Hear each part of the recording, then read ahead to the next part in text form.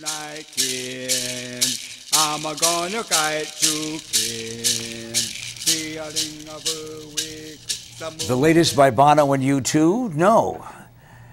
No, that's special music that we have from many different tribes, chosen by the staff of 300 or 400 people who put together the Arizona Native News every month. And we're going to be doing it now this Wednesday, the last Wednesday of the month. Is that it, Linda? Yes, our new time slot is the last Wednesday of every month, and gives us a little more time. And Linda White Wolf, my co-host, because I add no legitimacy to this segment at all, preparing to introduce us not only to interesting guests with different events going on, but also to provide Arizona Native News a little bit later on. The introduction is yours. This is Vice President Rivers from the Salt River Pima Maricopa community, and welcome today. We're so glad to have you here, and today we're going to talk about some sports.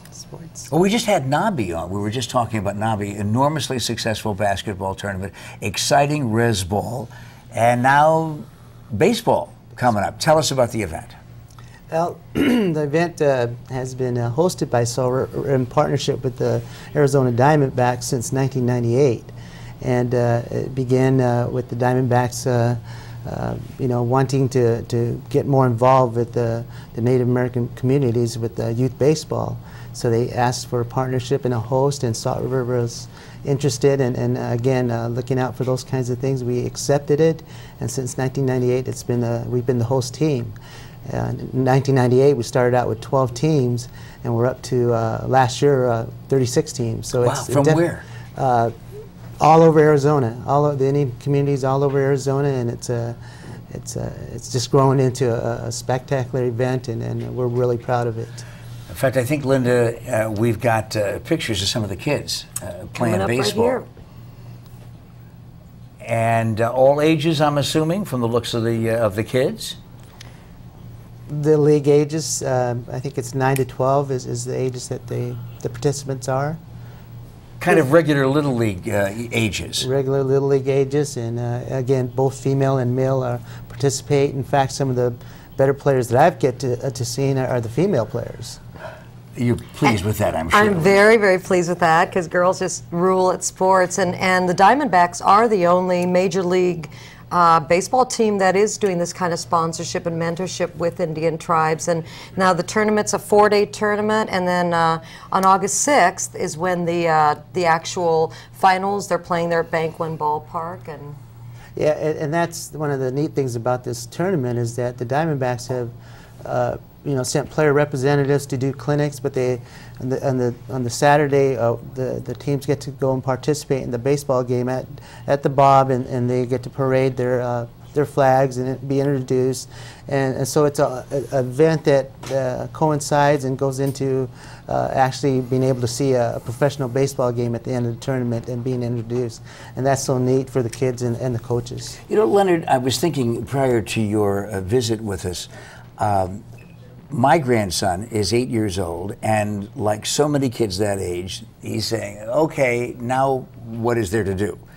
School is over, his baseball league is over, and now he's looking around for things to do. Is that true on the reservation? It used to be, but in our community we realized that sports helps create a competitive atmosphere, nature that you need in life, and it also creates a positive character.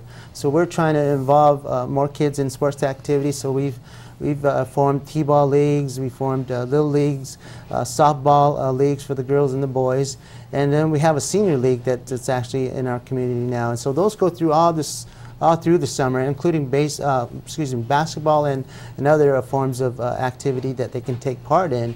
And so it's year-round. It's a year-round activity that we try to enhance in our community. That's good to hear. it is. Are there any other types of activities that your tribe is engaged with the Diamondbacks besides the invitational? Well, we do a lot of on the business side too, and you know, of course, with our location and some of the business adventures we get into, or ventures we get into.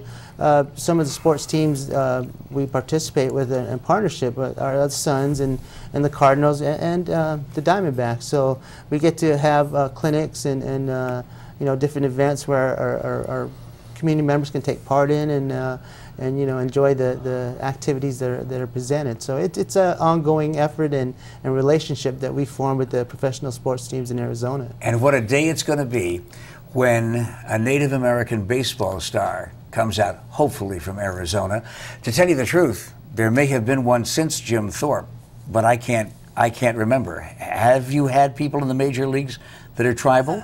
I'm not sure either. The next time you come. Next time I come, I'll research that, and I'm sure there's somewhere, and maybe in the minors there might be some players, but I'm not sure. Now, there's been some research done on all of the activities that are going on around the state that are directly associated with a number of tribes and a number of areas of our state, and Linda White Wolf is the deliverer of that information. Well, there are some great activities to do to get you out of the heat, starting on this July 4th weekend.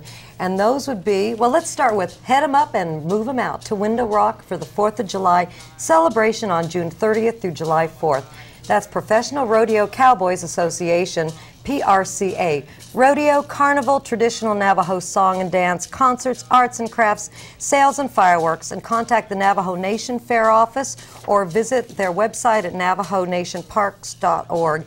And if you want to get more relief from the summer heat while enjoying Northern Arizona tribal culture with the Museum of Northern Arizona's Festival of Arts and Culture in Flagstaff, take in the rich Hopi and Navajo cultures, including song, dance, superlative art, and great food on July 2nd through 3rd during the 72nd Annual Hopi Festival of Arts and Crafts, and July 30th through 31st for the 56th Annual Navajo Festival of Arts and Crafts.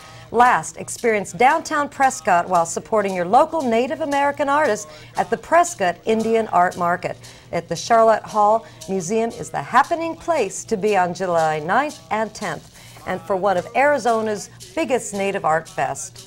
Visit their website. And for more events, please check our website, www.kaz.tv.